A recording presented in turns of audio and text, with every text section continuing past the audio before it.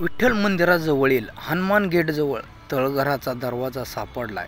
त्यात प्रवेश केल्या असतात काही बांगड्याचे तुकडे तसंच काही नाणी सापडल्याचे पुरातत्व विभागाने सांगितलं आहे.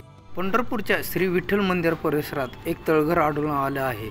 पहिल्यांदाच अशा पद्धतीचं तळघर आढळून आल्याने आश्चर्यचकित व्यक्त केलं जात आहे. 7 ते 8 फूट खोल अंतरावर हे तळघर आढळून आलं आहे असून त्यात भगवान श्री विष्णूची मूर्ती सापडली आहे. पूर्ण ज्या मूर्त्या आपल्याला तळघरामध्ये सापडल्या आहेत त्यांची पूर्ण साफसफाई करायला आपल्याला इथं पाहायला मिळत आहे. आणि पाहू शकता एकदम प्राचीन मूर्त्या आहेत.